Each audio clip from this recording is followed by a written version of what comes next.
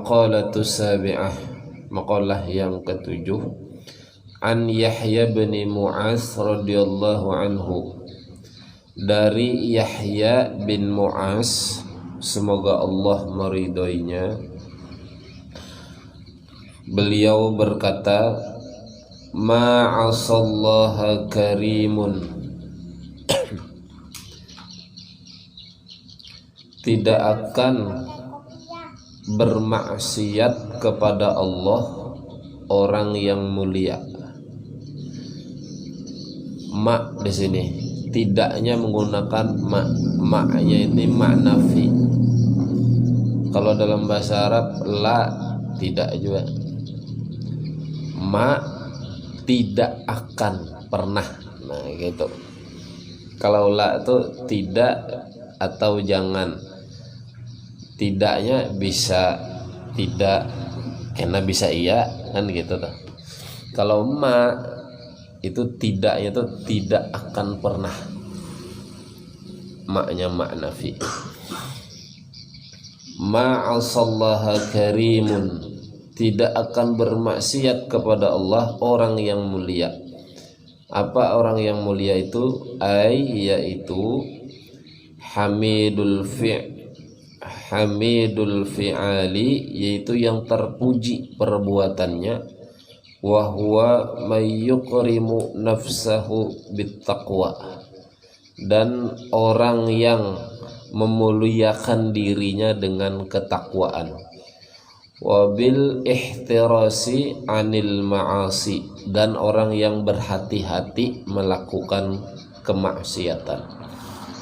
Jadi orang yang mulia di sini yaitu orang yang tidak akan pernah melakukan kemaksiatan. Siapa tadi orang mulia? Yaitu yang terpuji perbuatannya, yang memuliakan dirinya dengan ketakwaan, dan orang yang berhati-hati melakukan kemaksiatan. Satu. Yang kedua, wala atharad dunya, dan tidak mengutamakan urusan dunia, yakni la qaddamaha wala faddalaha, yaitu tidak mengutamakan dunia dan tidak mendahulukan, tidak mengutamakan, tidak mendahulukan atau tidak mengagungkan dunia, alal akhirati, atas akhirat. Siapa dia? Hakimun, yaitu orang yang bijak. Jadi orang yang bijak itu dia tidak akan mendahulukan dunia daripada akhirat. Itu orang yang bijak. Siapa orang yang bijak itu? Musibun fil af'alihi, yaitu yang benar perbuatannya. Wa huwa may yamna'u nafsahu min mukhalafati aqlihi salim, dan dia ini tidak akan melakukan perbuatan yang bertolakan dengan akal sehat. Jadi ada dua orang di sini. Yang pertama tadi, orang yang mulia itu tidak akan bermaksiat kepada Allah. Yang kedua, orang yang bijak itu dia lebih mengutamakan dunia daripada dia tidak mengutamakan dunianya daripada akhiratnya. Lebih utama akhirat daripada dunia. Itu orang yang bijak. Nah, apa penjelasannya?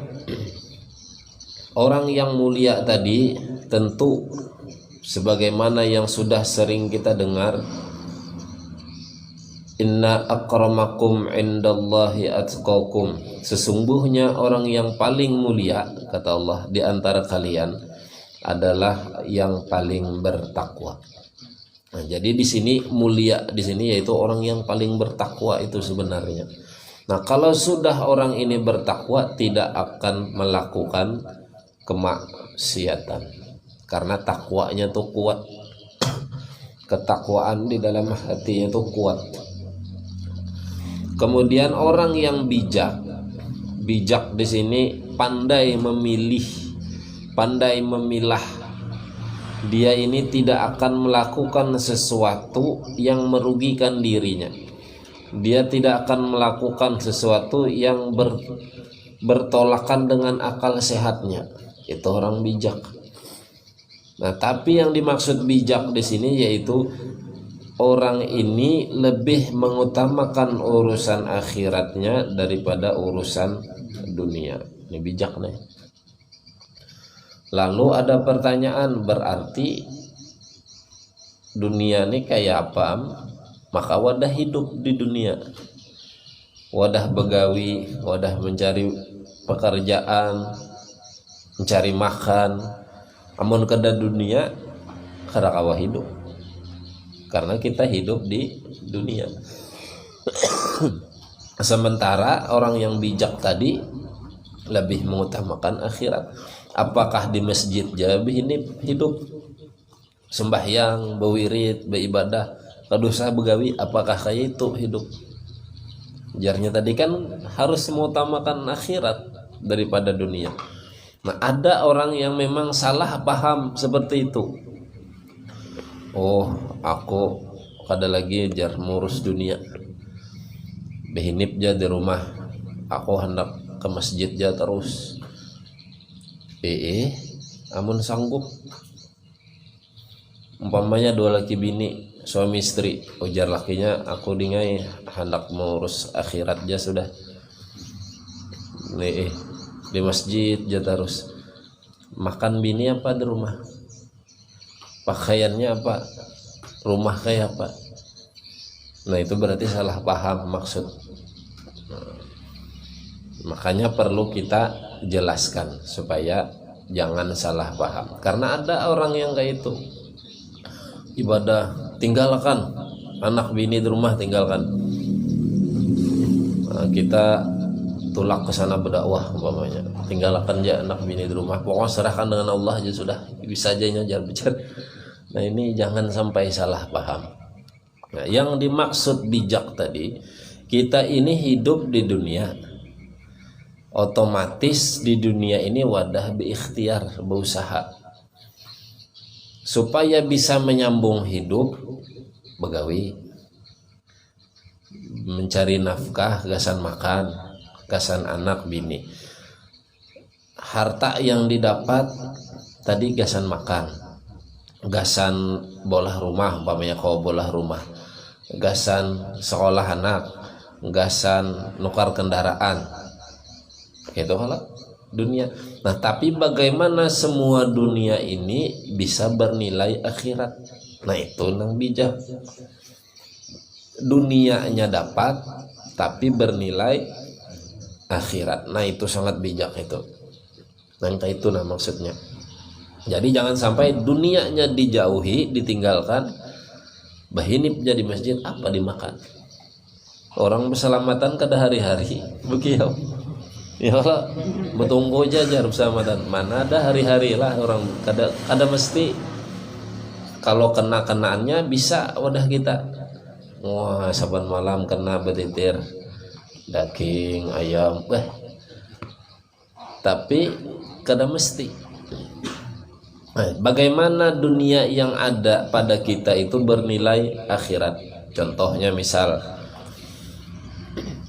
ya Allah, ulun begawi umpamanya, niat begawi mencari rezeki, mencari nafkah. Nafkah yang ada, yang ulun dapat, gasan mengongkosi keluarga di rumah untuk menyambung hidupnya. Selain gasan ongkos makan di rumah, gasan anak ulun sekolah menuntut ilmu. Dengan ilmu ia tadi, mudah-mudahan ia menjadi orang yang benar, taat lawan tian, ya Allah. Kayak gitu. Kemudian ada lagi labihan harta ulun kena gasan ulun sedekahkan, membantu hamba pian yang kada mampu. Ada lagi labihan harta gasan kendaraan, gasan mobil ini ulun gunakan di jalan yang benar. Gasan ke pengajian, gasan wadah begawi tadi, gasan mantar anak menuntut ilmu. Akhirnya Pak, semua dunianya tadi bernilai akhirat. Nah, itu bijak. Jadi awali dahulu dengan niatnya begawi mencari nafkah, gasan menafkahi keluarga, gasan menuntut ilmu, gasan bersedekah, pokok supaya bernilai akhirat. Nah, itu sangat bijak. Jadi jangan salah paham. Oh, aku sembahyang aja terus mulai pagi sembahyangan duha 12 rakaat duha. Begawi kada. Habis itu zuhur pulang. Habis zuhur bawirid aja sampai asar. Apabila begawi anak maka kuciak bah lapar. Ada aja bah kita 4 ya bah nah. Kadang itu Allah tuh kadang itu melajari. Makom kita ini lain. Makom kita ini orang awam, orang biasa. Lain wali yang memang sudah dijamin oleh Allah. Kadang ngurus lagi gitu. Mun kita nih cocoknya ya sudah itu tadi bercari. Maka wajar gancang begawi itu wajar. Cangkal mencari duit supaya sugih itu bujur, tapi banyak memang yang diberi, banyak yang dibayar, banyak yang dinafkahi, banyak yang diongkosi. Nah itu silahkan cangkal begawi cari duit, nah supaya bernilai akhirat. Nah itu bijak. Jadi ada 2 pesan Sidin di sini. Yang pertama tadi maksudnya supaya kita ini menjadi orang bertakwa.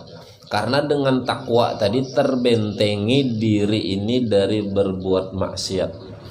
Karena ujar Allah, walibasut taqwa dzalikal khair. Pakaian ketakwaan itulah yang paling baik. Pakaian itu kan menutupi diri. Kayak baju pakaian. Baju tapih atau baju celana selawar itu untuk menutupi diri, menutupi aurat kita supaya kada supan, kan gitu, nutupi. Nah begitu juga takwa.